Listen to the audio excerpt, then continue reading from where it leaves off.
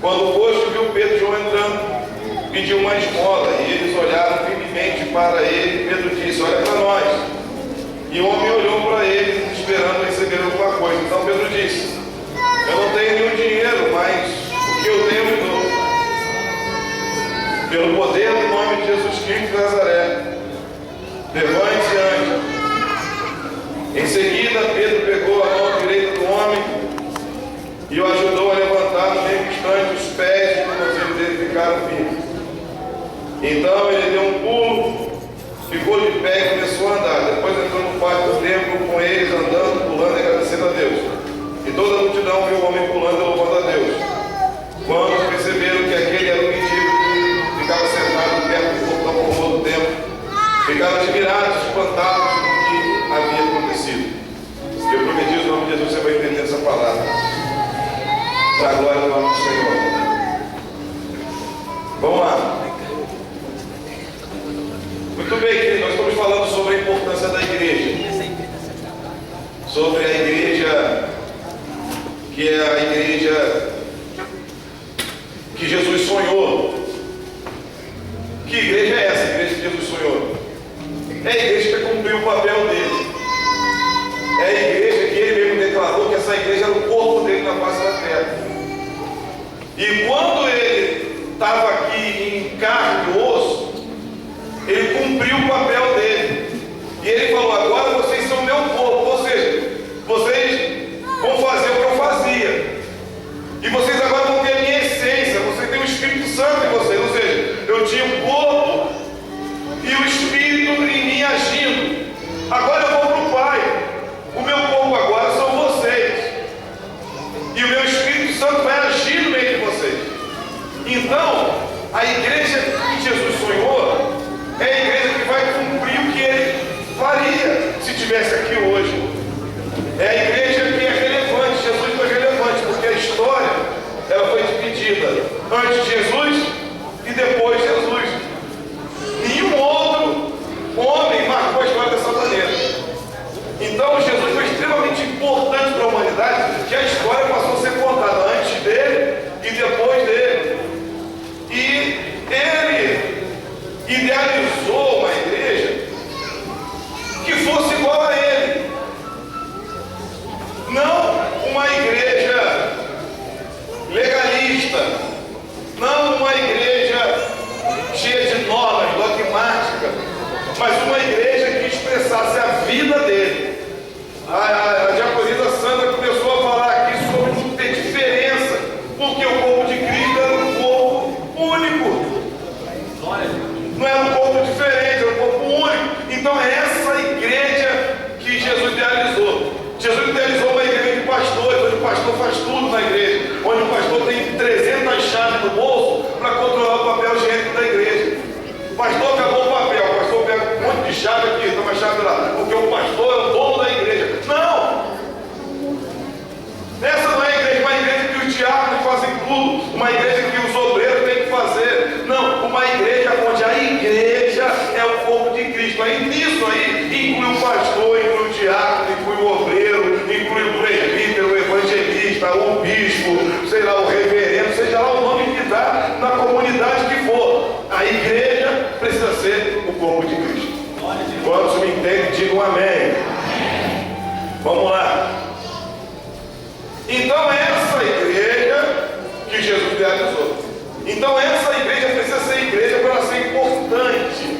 E aí, eu verifico aqui nesse texto que nós lemos algumas coisas que eu quero compartilhar com você rapidamente aqui, mas não de menos importância. Então, o que vai fazer a gente conseguir alcançar o padrão dessa igreja que Jesus sonhou?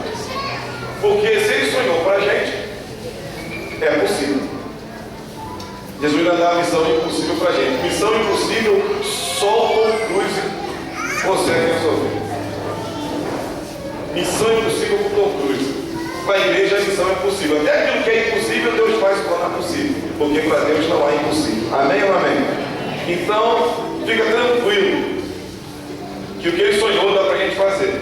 Primeira coisa que eu aprendo aqui no versículo 42 diz que todos continuavam firmes, seguindo os ensinamentos dos apóstolos.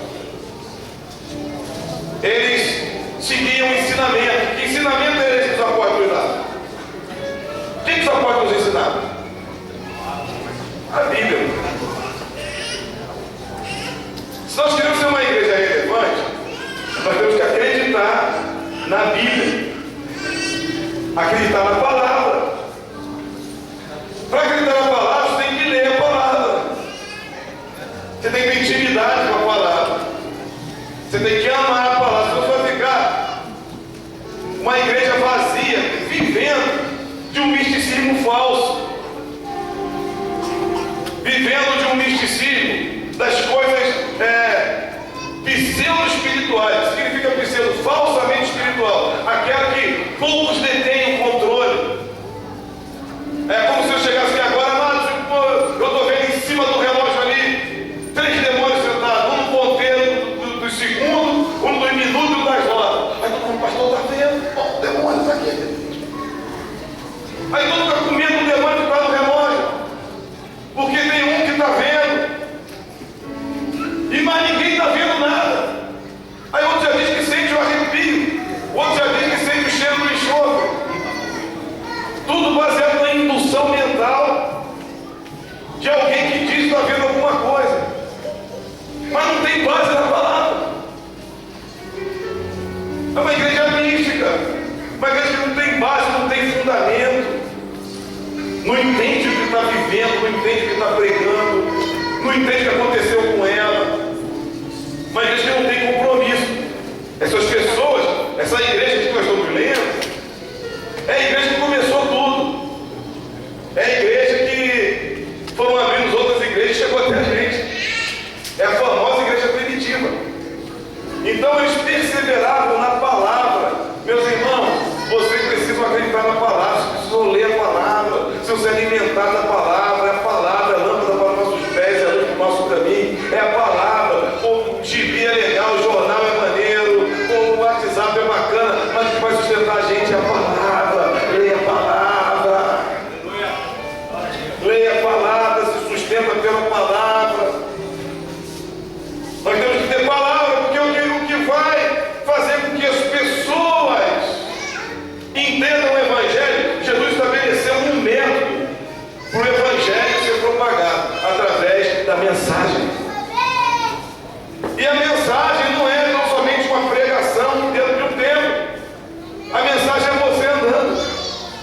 A mensagem é você vivendo a palavra. A mensagem é você conversando com alguém. Você está pregando a mensagem. Das maiores vezes que eu preguei a mensagem, não foi em grandes públicos, foi quando eu sentava com um amigo meu espírita e conversava com ele. Senta aí, meu amigo, sentava. Falou, Rogério, você é o crente que eu mais gosto de conversar, que você deixa eu falar. Aí eu falei, senta aí, cara, senta, peraí. Me diz aí, cara, como é que é esse negócio da reencarnação? Conta pra mim. Aí ele, bom, segundo Kardec, a reencarnação não se dá porque o espírito precisa ser aperfeiçoado. Então o cara nasce uma ameba, aí outros continuam ameba até hoje. Essa parte é minha. Entendeu? O cara morre, a ameba morre, ela volta pro gatinho. Aí vai ter contato com uma família e tal, e precisa ser aperfeiçoado. Aí o gato morre, aí nasce um elefante e tal, aí vai até aperfeiçoar, até chegar ao estágio máximo. Qual é? Não sei. Eu falei, é interessante, você está falando de pensar interessante. Mas não é assim que eu não vejo assim não. Olha como eu vejo. Vou pregar para ele. Conversando com ele. Olha como é que eu vejo. Eu vejo assim, a homem, a Bíblia diz, eu estou falando que eu acredito na Bíblia, tá, meu amigo? Não, tranquilo. Então a Bíblia diz que o homem só é permitido morrer uma vez só. Já falei para vocês uma vez que conversei com eles. E aí, cara? Como é que a população do mundo aumenta? Se o cara morre aqui e nasce ali. Como é que a população aumenta? Só devia ter 2 pessoas. Adão e Eva. Nasceu um, morre um, nasceu outro. Morre um, nasceu outro. Como é que a população aumenta? A alma engravida? Como é que a população tem aumentado? Aí, a sua teoria é interessante. Pois é, cara. Minha teoria é bem legal. A Bíblia, né? Então as melhores pregações que eu faço é quando eu exponho a palavra para pessoas que necessitam. Essa igreja aqui perseverada na palavra. Está tudo dando errado, mas a palavra diz que vai dar certo. Está tudo ruim, mas a palavra diz que vai dar certo. Eu me apego na palavra. Aí as pessoas estão se apegando no místico. Se apegam no místico. Pastor, meu casamento está acabado. O senhor faz uma oração?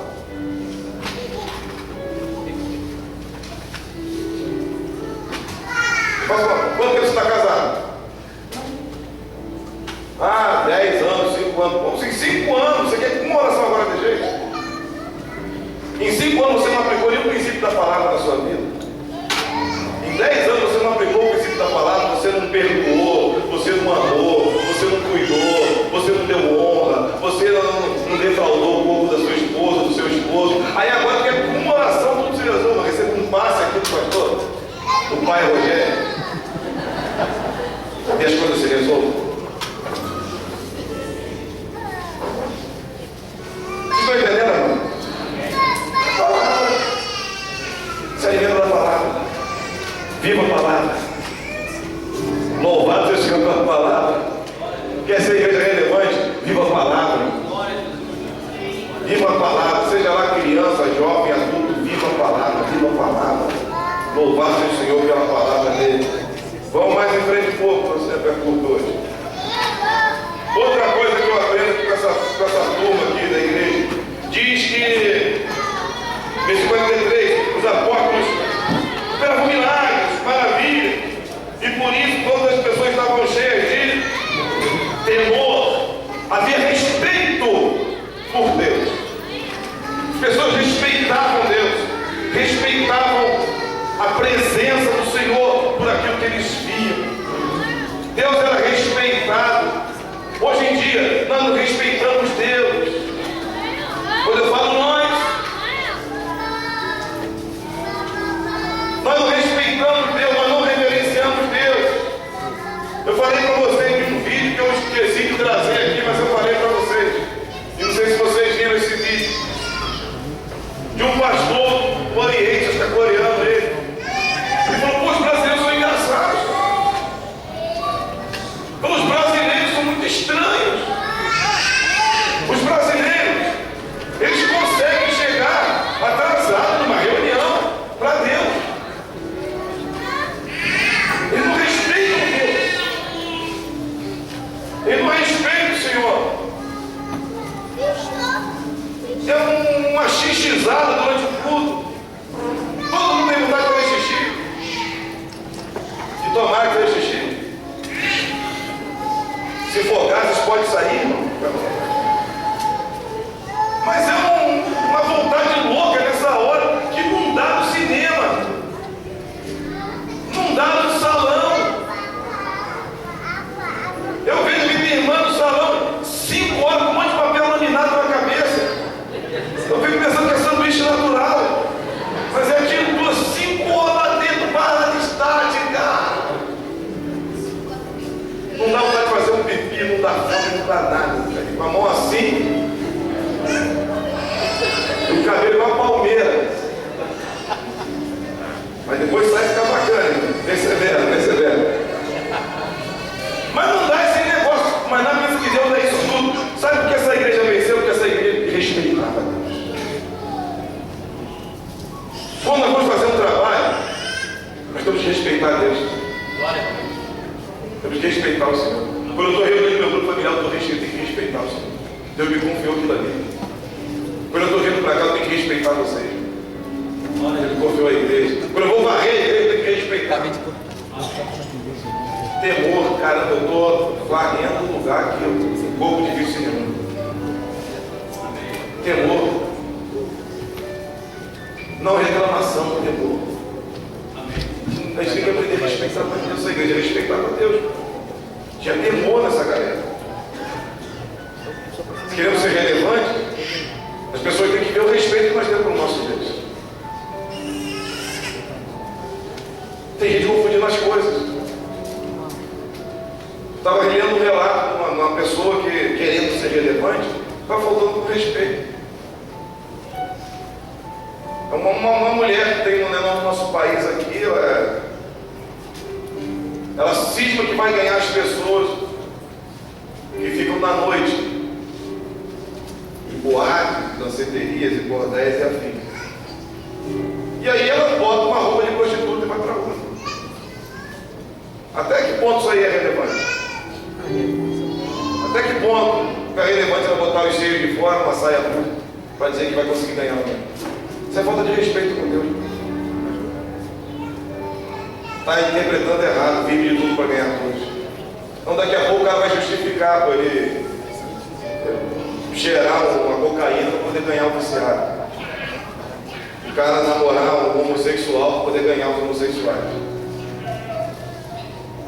Tem alguma coisa errada, está faltando respeito aqui. Deus não se deixa escarnecer. Um dos atributos de Deus é a imutabilidade. O nosso Deus não muda. Amém ou amém? Não muda. É o mesmo Deus. Ontem, hoje e será eternamente. Havia respeito, por isso que essa igreja é para frente. Vamos continuar. No próprio versículo 43 em diante aí, ele vai falando. Os apóstolos faziam muito milagre, claramente, por isso todas as pessoas estavam cheias de temor. Todos que criam estavam juntos, unidos, repartiam com os outros que tinham, vendiam suas propriedades, outras coisas que pediam dinheiro por todos, de acordo com a necessidade de cada um. Todos os dias, unidos, se reuniam no pátio do templo, nas suas casas, partiam o pão e participavam das refeições com alegria e humildade. Outra coisa interessante, comunhão. Aqui uma vez eu falei para vocês que isso aqui é uma cultura local da época. Eu me lembro que uma vez eu expliquei para vocês, eu estive em Israel em 2012. E lá em Israel eu conheci uma estrutura chamada kibbutz. Eu não falei com vocês. Os kibbutz são como se fossem os bairros. E esse bairro tem toda a sua estrutura no próprio bairro. Por exemplo, tem uma indústria no bairro lá. Então essa indústria alimenta todo aquele bairro. Então todo mundo daquele bairro trabalha naquela indústria. E aquela indústria tem uma lavanderia. E a roupa de todo mundo das famílias ali vai para aquela lavanderia, lava as roupas lá, e aí na hora de voltar, a roupa que eu estou usando hoje, amanhã pode estar com o diácono Alex. Porque não tem esse negócio da roupa de cada um, não, todo tipo em comum. Aí se resolverem assim, vamos comprar uma televisão para as casas. Todas as casas vai ter a mesma televisão. Isso é uma cultura local dele lá, ainda tem alguns grupos como esse, mas são poucos, não está resistindo ao mundo pós-moderno, né, esse padrão de kibbutz, porque o cara compra uma televisão igual, ele quer a televisão melhor. Então não tem o mesmo carro, ele quer ter um carro melhor. Então tem alguns kibbutz que estão sumindo, não estão resistindo a esse avanço da pós-modernidade.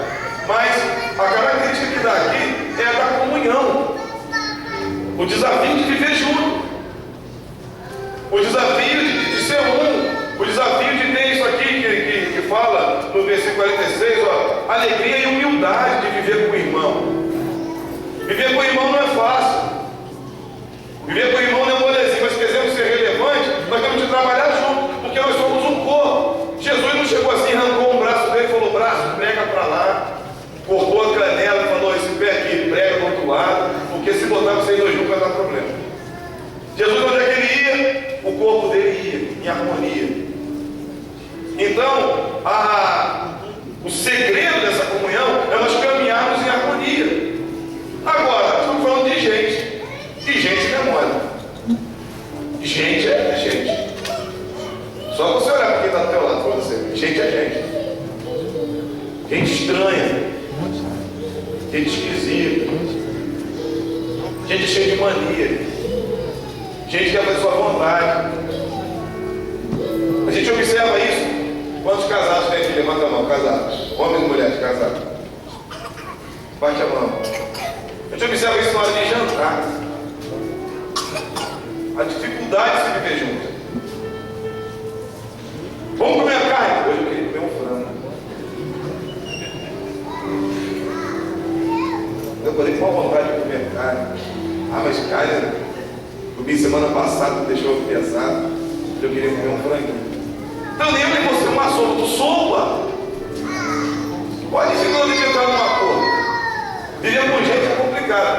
Aí a gente pega essas mazelas nossas particulares e traz para dentro do convívio da igreja. Aí o bicho pega. Aí eu estou aqui, o meu cotovelo assim, para o irmão entrar no meu espaço, na presença dos anjos, presença dos anjos, e sempre eu te louvarei, te louvarei. Ó, estresse da comunhão, é o estresse da comunhão. É o que você dá junto. Mas, poxa, por que eu fico sempre nesse microfone? Por que eu não fico no mais alto? Cara, você não cresceu. Mas aquele que chama atenção.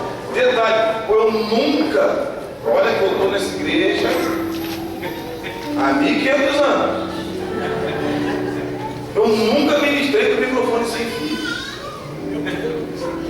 Isso é uma perseguição. Fulano chegou ontem, já está com o microfone preto na mão. Olha o desafio da comunhão lá. Essa igreja vai ser relevante por essa diferença nossa besta cair por terra. Aí as pessoas lá fora vão ver que a gente é unido em Cristo. Glória a Deus. Estou entendendo, não é?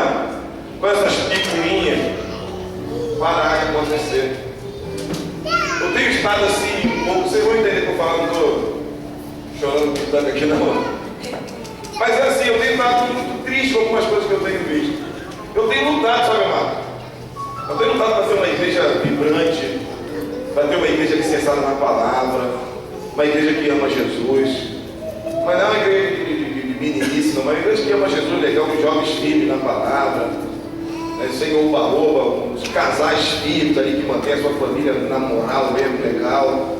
Eu tenho lutado para isso, tenho orado, tenho ensinado a palavra, tenho buscado em Deus.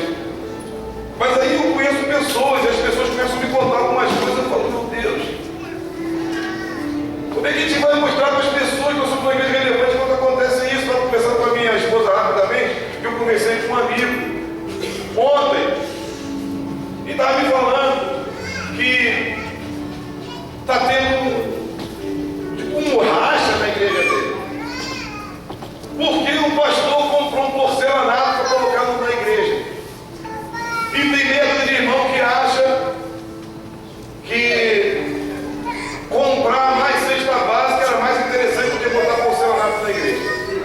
Aí a igreja está discutindo isso ao longo de 6 meses. Tem o grupo do porcelanato e o grupo do macarrão e do feijão. Tem o grupo do rejunte e o grupo da maionese. E um pessoal de bico, um pastor. Aí o pastor, sua vez, não, então vou tocar o barco sem tempo, quem quiser, que vai comigo. Aí os diáconos foram embora. Aí tem 3 diaconisas lá, senhora de 80 anos, que ajuda na cena, tropeça no barrinho nos outros. As únicas diaconisas que ficaram. 3 velhos. E o pessoal está discutindo se bota piso ou se compra cesta. Amados, eu imagino assim, qual o impacto dessa igreja na comunidade que eles estão. Se nós estamos discutindo se te bota piso, se compra, se o pastor não podia comprar o vídeo, tem que falar para eles primeiro, porque a gente ia falar com ele, queria comprar cesta. Olha só, mano, o que está rolando nos bastidores das igrejas evangélicas do nosso Brasil. Olha o que se discute, olha o que faz um homem se deslocar de um ministério para o outro, por causa de um porcelanato. Meu irmão, que coisa de doido! Pô, tô pirando, falei com aquele cara, tô doido, cara.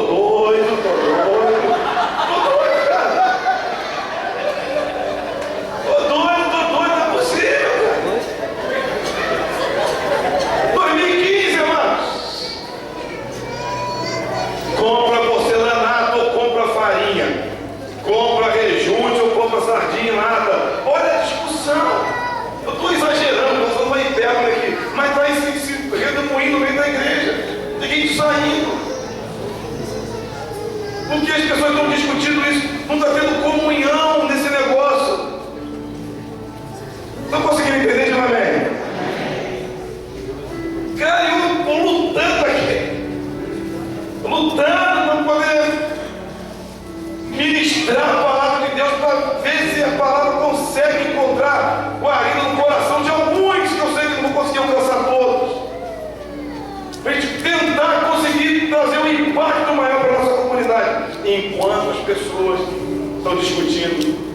esplanada e cesta básica. Meus irmãos, que coisa de doido. Não vou fazer de novo não, porque minha coluna já gritou. Não tem mais uns 20 e poucos anos. Mas dá pra você entender? O que é que eu faço dentro do Bora não. Vamos continuar aqui, tem mais coisas ainda para te dizer que essa igreja é facinha. Essa igreja é uma igreja muito tremenda. Viver a comunhão. Diz que essa igreja aqui era uma igreja que atraía pessoas. Versículo 47. Louvavam a Deus por tudo e eram estimados por todos. E a cada dia o Senhor juntava um grupo de pessoas que iam sendo salvas. Essa igreja atraía pessoas. Era uma igreja atraente pelo poder de Deus. Era uma igreja, presta atenção que eu falo, você vai entender isso aqui, fazia as pessoas entrarem e não as pessoas saírem. Quantos estão entendendo? Diga amém. É uma igreja que era atraente pelo poder do Senhor, atraente pela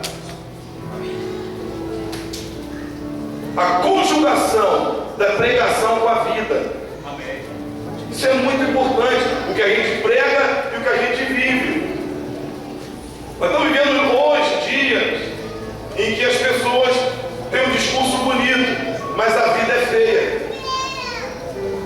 As pessoas pregam muito bem, mas no seu dia a dia é um lixo. As pessoas falam de amor, falam de compreensão, falam de perdão, mas não vivem amor, não vivem compreensão, não vivem perdão.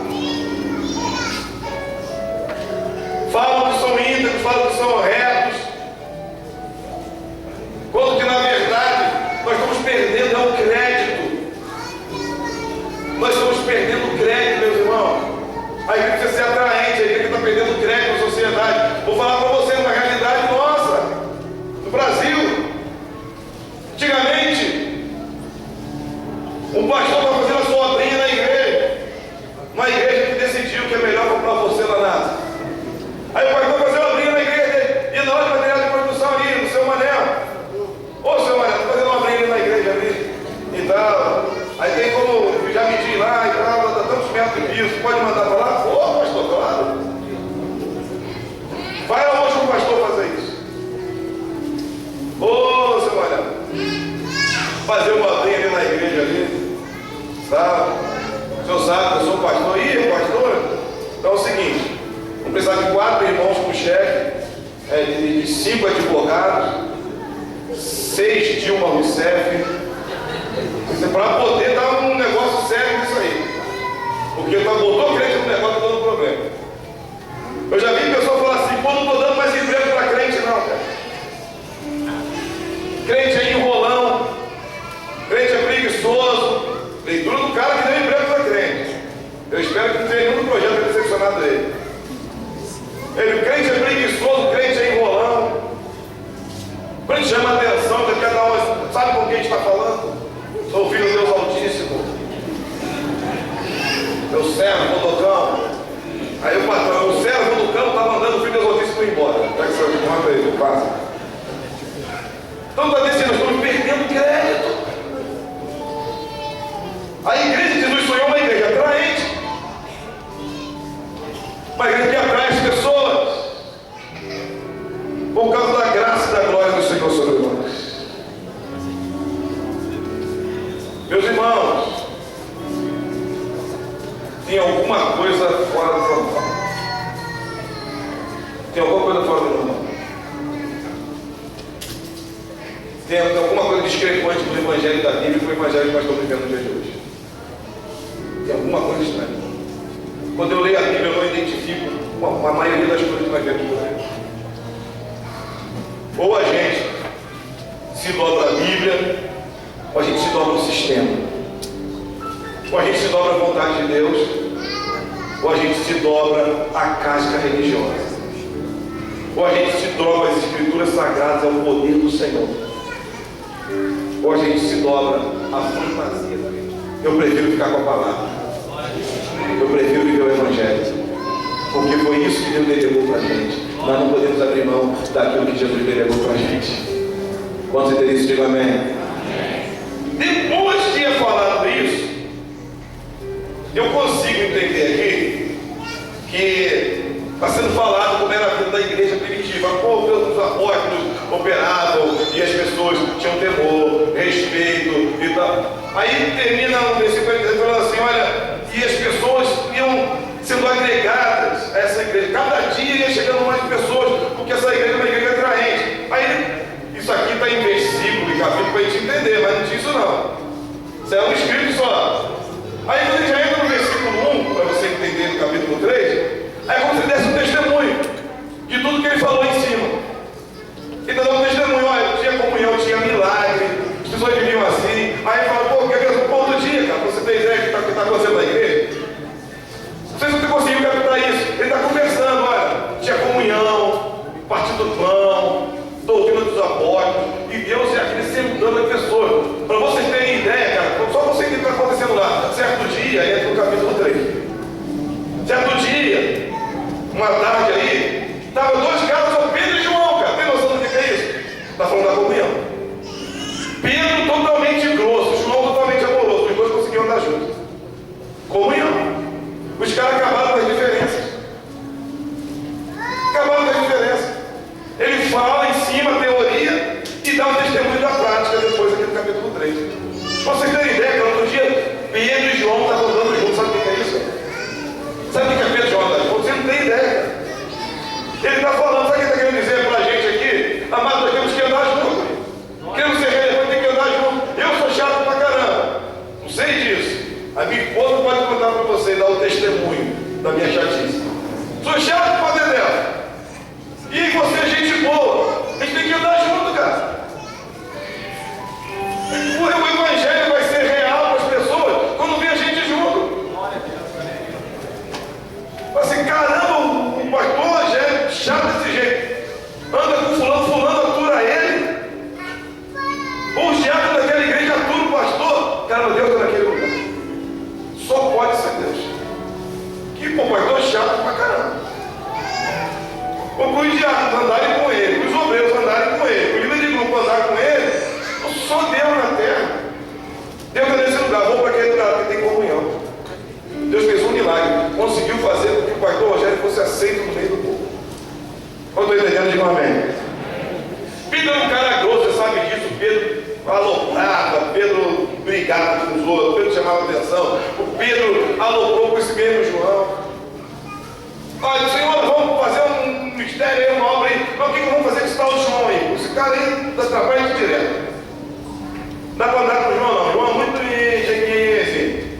Aí agora estamos vendo aqui Pedro e João dando juntos. Comunhão. Cheio de diferença. Sou diferente de você pra caramba. Você é diferente de mim. Mas nós temos que andar junto. O testemunho do capítulo 3 é fruto da teoria que é falada no capítulo 2. Para vocês terem ideia do que eu estou falando, Pedro e João andavam juntos. Para vocês terem ideia do que eu estou falando, você tem que andar junto comigo. Tem que andar junto comigo. É a teoria do Zagalo. Quem nunca é a teoria do Zagalo? O Zagalo falou assim: vocês vão ter que me engolir. O velhinho Zagalo na Copa do Mundo, ninguém falou que ele ia ganhar, vocês vão ter que me engolir. Você não tem que andar comigo, cara. A sua fuga não vai fazer você melhor. O que vai fazer você melhor é quando você conseguir andar comigo. Você tem um irmãozinho do teu lado, desafio. Nome do irmão, Desafio da Silva. O cara é ruim de andar com ele. A sua glória não vai estar quando você abandonar o desafio da Silva, mas quando você conseguir andar com o desafio da Silva. E aí, o que nós esperamos, em nome de Jesus, é que o desafio da Silva se torne bênção da Silva. Porque também, em nome da comunhão, você não pode ser um crente Gabriela. Eu nasci assim, eu cresci assim, você sempre assim. Gabriela. Não, todos nós temos que procurar mudar. Eu sou um cara chato, mas eu procuro mudar. Eu sou um cara cheio de mania, mas eu procuro adaptar minhas manias ali, porque eu também não posso, não. O mundo agora gira no meu redor. Amados, eu vi um negócio há 2 semanas atrás que eu fiquei abismado. Não sei se vocês já viram, a galera que já deve ter visto. Eu vi um vídeo sobre o tamanho dos planetas. E eu estava vendo o tamanho dos planetas. Aí vi a Terra. Aí a Terra, em comparação com o Sol, para você ter ideia, é como o meu celular comparado com todo esse tempo aqui. A Terra, se botar a Terra do lado do Sol, o Sol como se fosse a igreja toda e a Terra do meu celular. Você tem ideia? E eu vi uma outra estrela, que o Sol para essa estrela parecia um celular dentro dessa sala. Então o Sol, que para a gente é do tamanho dessa sala aqui e a Terra desse tamanho, existe uma outra estrela que é do tamanho dessa sala e o Sol comparado com ela é o tamanho desse celular. E detalhe, isso acontece em uma galáxia que existem mais de não sei quantos milhões de galáxias. E aí você é um ser humano entre 7 bilhões de seres humanos que mora no planeta Terra, que faz parte de uma galáxia, que é a Via Láctea, que habita nesse planeta que é infinitamente menor do que o Sol, que tem estrelas maiores do que o Sol, e você acha que logo você é o centro do universo. Meu Deus! Você acha que todo mundo tem que girar em torno de você? Deixa eu tirar uma palavra profética, meu irmão. Toma vergonha na cara. Você acha, cheiroso? Você, um ser humano, em 7 bilhões mais ou menos aí na face da Terra, num planeta que é isso aqui, em comparação à nossa galáxia, tem mais de um montão de galáxias. Aí você acha que você é o centro das atenções. A gente tem que estar satisfeito que Deus dá bola pra gente, amado. Deus dá bola pra gente. A gente desse tamanho assim, Deus dá bola pra gente. Deus tão grande, que criou isso aí tudo. Ele consegue parar e te ouvir de madrugada quando você ora, quando você chora. Ele para para ouvir suas reclamações, ele para para te ouvir. Isso aí já é motivo para você dar 3 glórias misturadas com aleluia e falar que Cristo é no final. E a gente acha que o mundo gira em torno da gente. Aí não, o irmão, o chatinho da Silva lá, como é que é o nome dele? Desafio da Silva.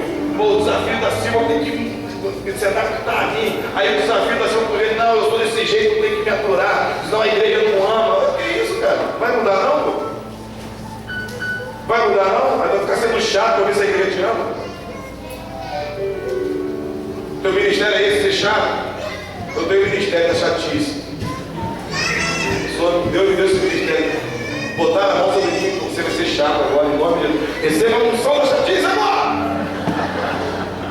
Aí o cara saiu dali chatão, vou perturbar todo mundo, vou perturbar o irmão, vou perturbar o diácono, vou perturbar o líder do familiar, vou perturbar o pastor, vou estressar geral, porque esse é meu ministério. Louvado seja o Senhor. Não morro, vou cumprir fielmente. Não, tu é chatinho. Melhor aí, meu irmão. Melhor aí. Não dá não, então vai ser prova da Silva. Tá, vamos seguir para terminar. Fica tranquilo. Já vai acabar e vai dar para você ver o Masterchef. Gente, eu tô perto, tá tão perto. Fica tranquilo, você vai ter Masterchef. Certo dia, Pedro e João estavam indo ao templo para a oração, 3 horas. Tinha temor, tinha respeito por Deus. Os caras iam orar. Os caras iam orar, meus irmãos, eles oravam. Tudo que foi falado no capítulo 2 estava demonstrando na prática o que acontecia na vida desses caras. Os caras oravam. Por isso as coisas aconteciam. Vamos lá, continuar para encerrar.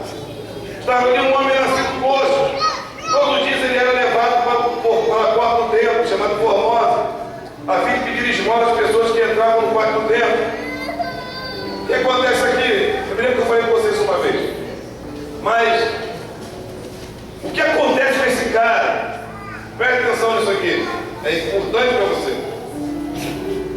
O que acontece com esse cara é o que acontece na maioria das pessoas religiosas.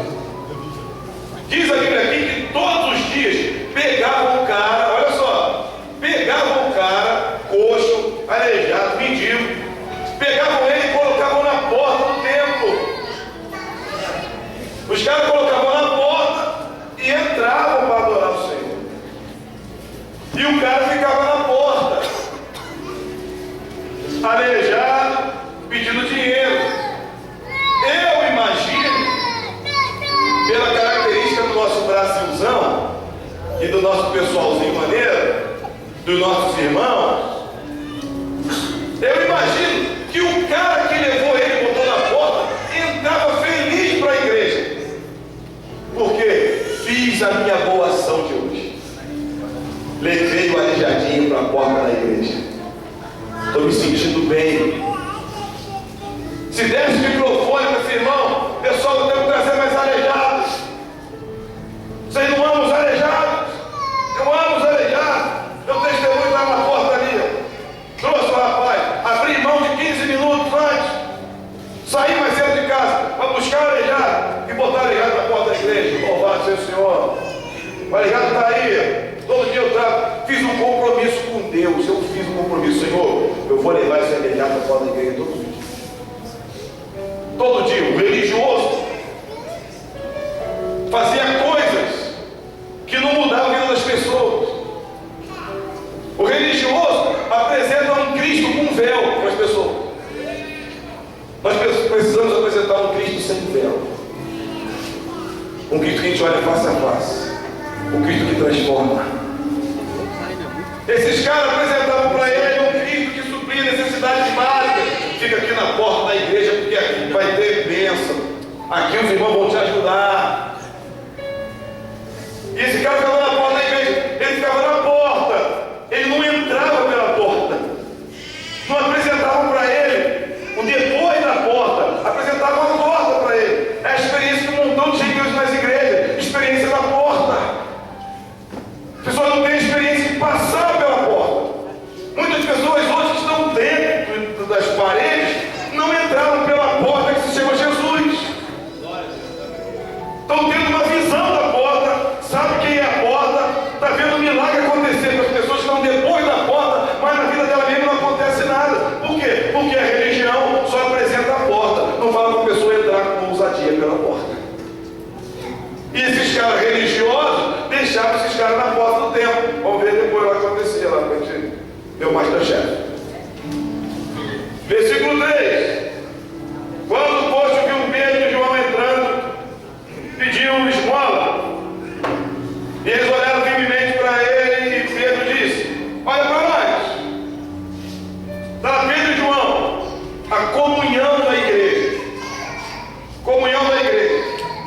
A igreja que ia orar, temia Deus, palavra. O homem olhou para ele esperando receber alguma coisa. Então Pedro disse a famosa frase que a gente conhece aí, louvado seja o Senhor: não temos ouro nem prata. Tem a pessoa que fala assim: eu não tenho dinheiro, Senhor, mas o que eu tenho, eu te dou. Olha o que a igreja dá. Pelo poder do nome de Jesus Cristo de Nazaré, se levanta e anda. Glória. A igreja que Jesus realizou é a igreja que pega as pessoas e faz as pessoas levantarem e andar. Não é a igreja que apresenta a porta para a pessoa. É a igreja que apresenta um caminho de vitória, de milagre. De um Deus que faz, que opera maravilhosamente. De um Deus que opera na comunhão, na perseverança da palavra.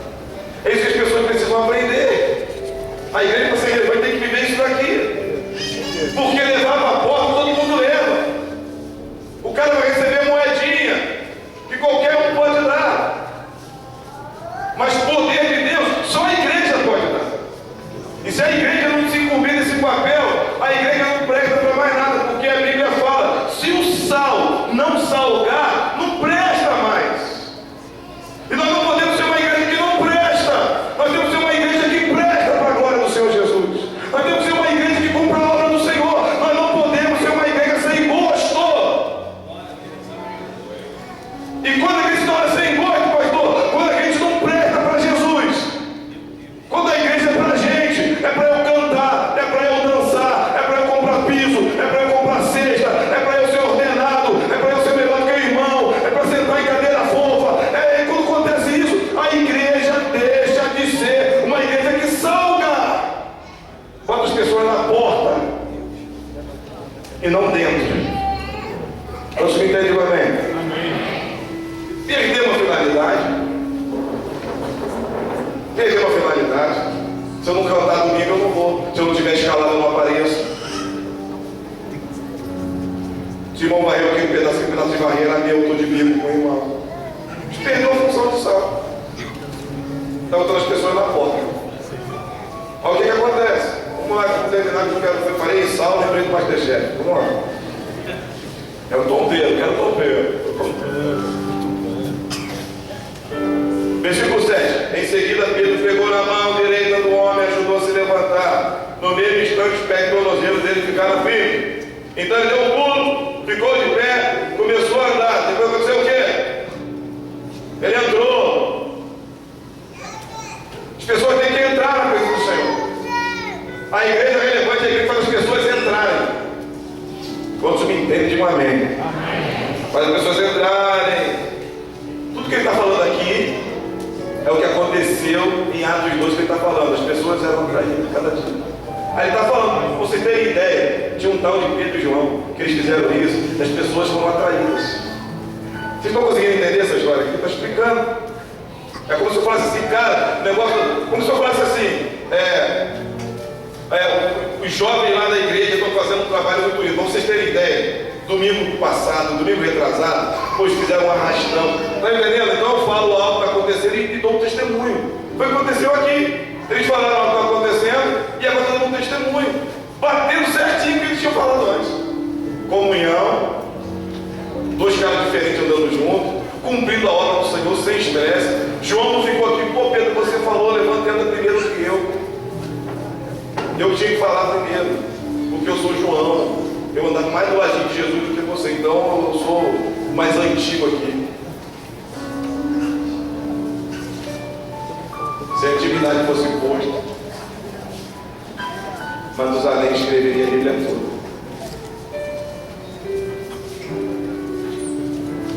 Que nos dá autoridade ao poder de orar nossas vidas.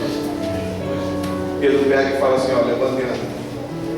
O cara levanta, pega pela mão, fala, vamos entrar. Vamos entrar. A igreja não pode se contentar e deixar as pessoas na porta. A igreja é relevante, a igreja leva as pessoas para dentro da intimidade com o Senhor. E aí acontece um montão de coisa aqui.